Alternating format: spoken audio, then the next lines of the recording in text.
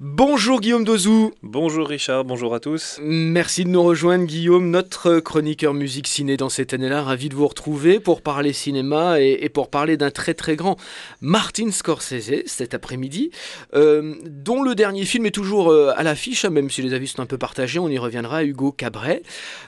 Martin Scorsese, la naissance d'un grand cinéaste. Comment commence l'histoire de Martin Scorsese, Guillaume? Martin Scorsese, c'est quelqu'un qui naît en 1942 aux États-Unis, hein, donc dans l'État de New York. Et puis, on pourra dire que c'est vraiment un État et même une ville finalement, New York, qui ne quittera jamais. Et il est encore aujourd'hui très très lié à New York. C'est quelqu'un qui est issu d'une famille italienne, hein, donc des immigrés italiens qui sont arrivés aux États-Unis.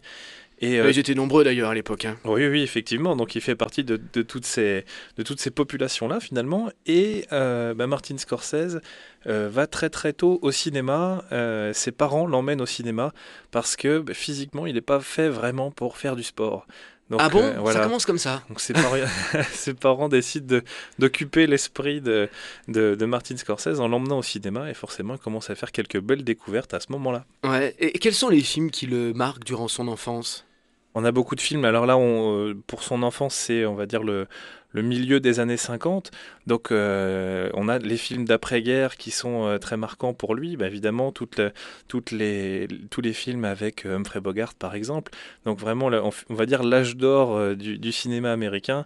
Et puis, on peut retrouver toute la programmation qui était florissante, tout le début du parlant grand public américain. Donc, mais il sera surtout, on va dire, inspiré comment il fera des choix artistiques beaucoup plus proches de la nouvelle vague dès qu'il commencera vraiment à produire quelque chose, à avoir envie de filmer. D'accord.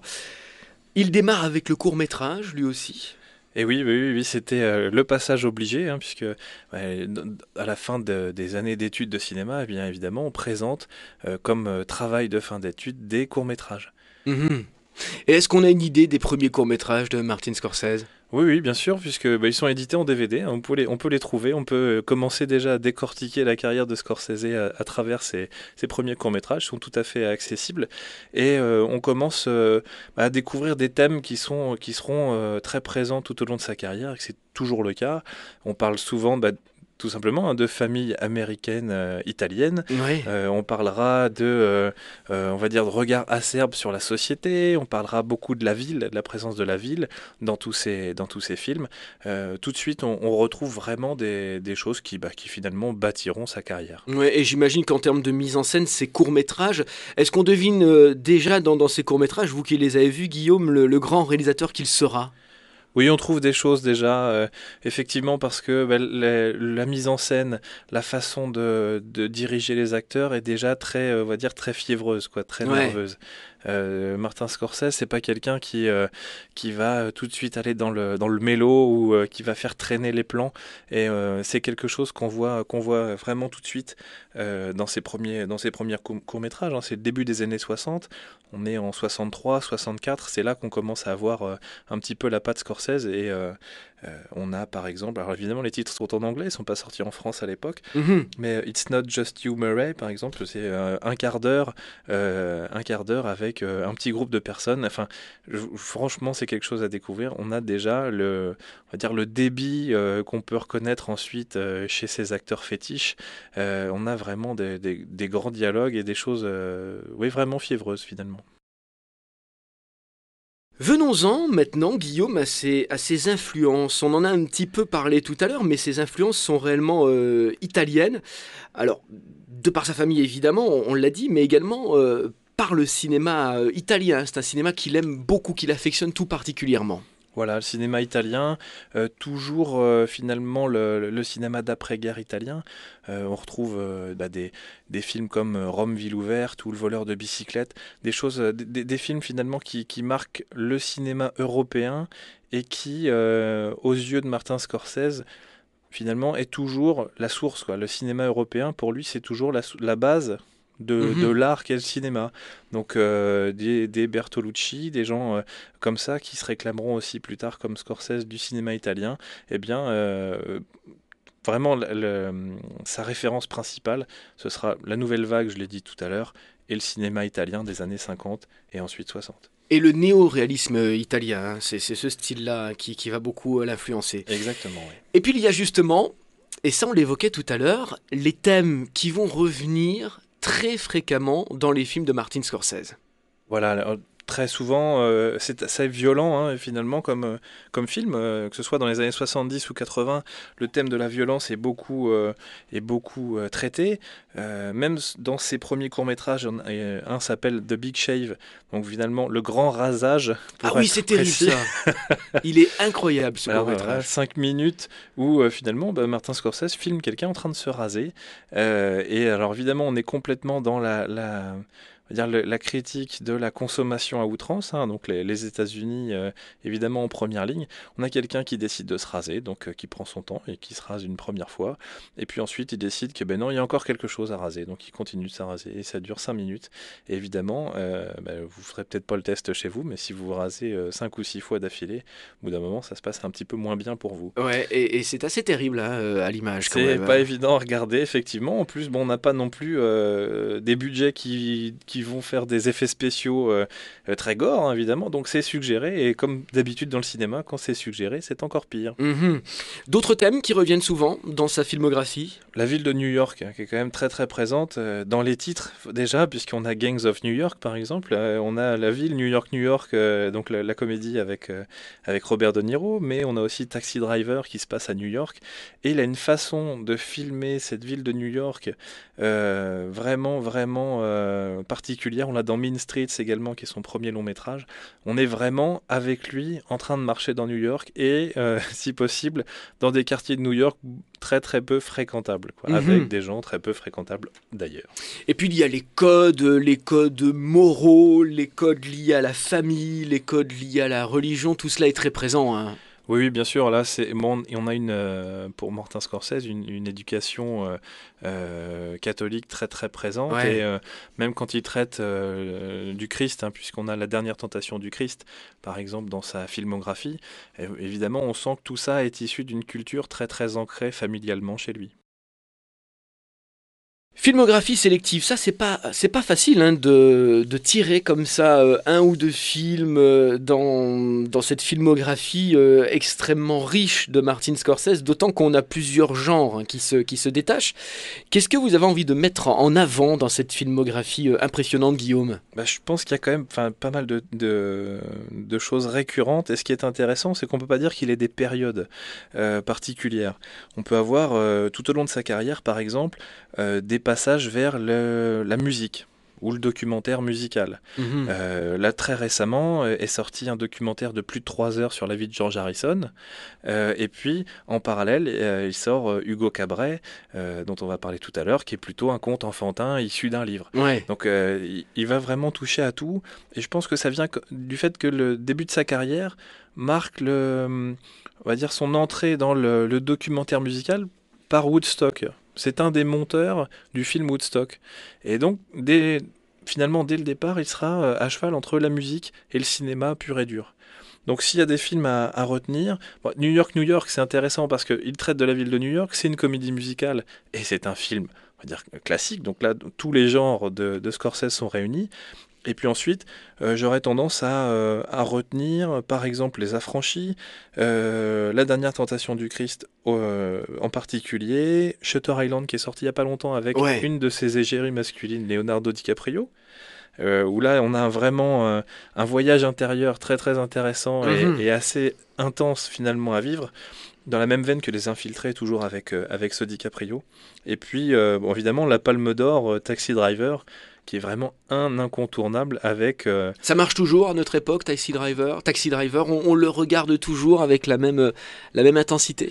Oui, oui, oui, je pense parce que pour l'avoir vu il y a une petite année maintenant, c'est très facile, vu comment c'est filmé, finalement très facile de se remettre dans l'esprit, dans l'ambiance, même si à l'époque où ça a été tourné, j'étais pas né par exemple, donc je peux pas dire tiens c'est vrai que ça me rappelle des choses, mais il a une façon d'intégrer le spectateur au plan du film qui fait qu'on est tout de suite dans l'ambiance, quoi. Ouais.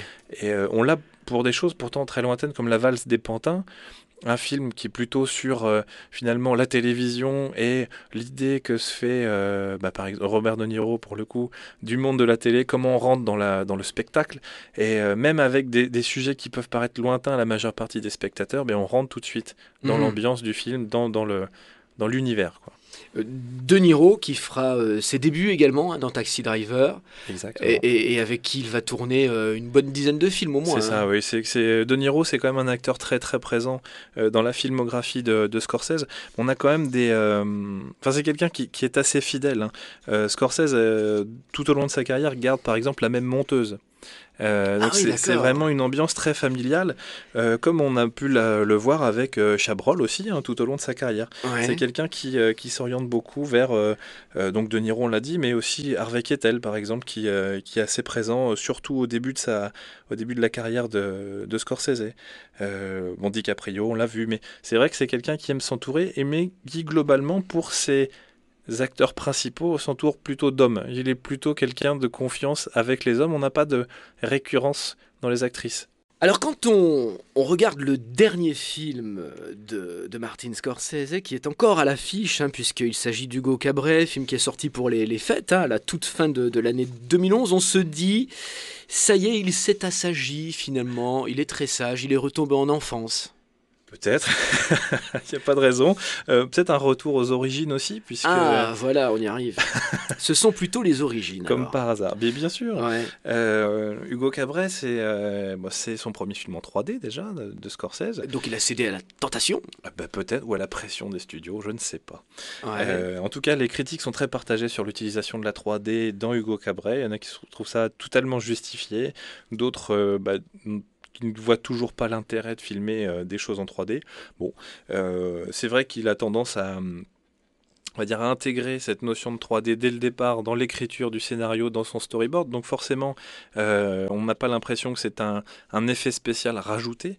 Bon, après, chacun, je pense qu'on doit pouvoir se faire son opinion en allant voir le film. Moi, je ne suis pas un défenseur ardent de la 3D, mais bon, pourquoi pas, hein, Scorsese s'y met, il n'y a pas de raison. Ouais. Wim Wenders l'a fait avant lui.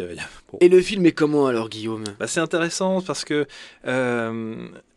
Scorsese cite ici une référence, sinon la référence internationale, finalement dans la création d'effets spéciaux, dans la naissance même du cinéma, puisqu'il y a Georges Méliès qui joue finalement, enfin, qui joue dans le film un personnage qui Un est des un des personnages. personnages. Voilà, Ouais. Et Méliès, un des inventeurs du cinéma. exactement. Bon, il y a l'enfance hein, qui est très présente également. Mhm. Il y a cette, comment dirais-je, cette grandiloquence aussi hein, dans l'image, dans les couleurs. On est dans quelque chose d'assez féerique.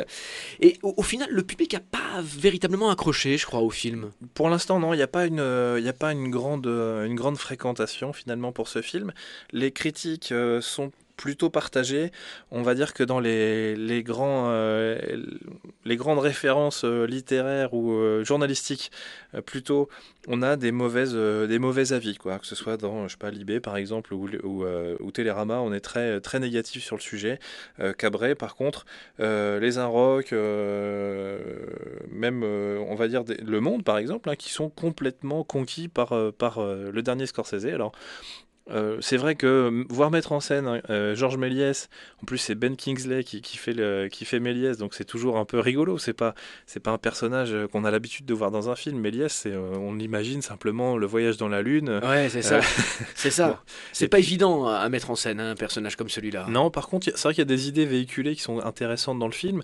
Euh, une des idées principales, c'est que on parle d'un petit garçon qui veut réparer un automate, hein, c'est un peu ça le principe. Et puis, Georges Méliès lui explique que chaque pièce de l'automate a son utilité, même si c'est la plus petite pièce de l'automate, il aura forcément son utilité. Et si la pièce n'était pas là, évidemment, l'automate ne marcherait pas. Et Mhm. donc, on fait le parallèle avec le monde d'une manière générale, quoi. Tout est là forcément pour une raison. Et s'il manque quelque chose, eh bien forcément, le monde est complètement changé, quoi. Donc c'est vraiment un propos que Scorsese n'a pas l'habitude de nous présenter. Et du coup, ça a peut-être pu déstabiliser certains, effectivement. En tout cas, le film est toujours dans certaines salles, hein. On peut rattraper son retard si on n'a pas encore vu Hugo Cabret. Avant de nous quitter, Guillaume Dozou, la question qui tue, si on devait retenir une scène emblématique du cinéma de Martin Scorsese, une scène, un moment, un passage, un regard, faites appel à votre mémoire, Guillaume. Qu'est-ce que vous diriez, vous, alors? Qu'est-ce que je dirais? C'est une excellente question piège. Euh, Peut-être Taxi Driver et la rencontre entre De Niro et Jodie Foster. Ouais. Où là, Qu'est-ce qu'elle a de particulier, cette rencontre? ben, quand on est cinéphile, il se passe deux choses. Il y a cette rencontre qui joue beaucoup pour le film. Et puis ensuite, ben, on imagine facilement euh, deux débutants finalement qui, avec cette première scène-là, ce premier regard-là, ben, des gens qui embrayent pour des dizaines et des dizaines d'années de carrière monstrueuse, quoi. Ouais, et c'est vraiment le cas, en plus. Merci beaucoup, Guillaume Dezou. Merci à vous. Martin Scorsese à l'honneur cet après-midi grâce à vous. On se retrouve très bientôt, dès la semaine prochaine, d'ailleurs dès vendredi. Et puis nous parlerons de Batman. Eh bien, à la semaine prochaine alors.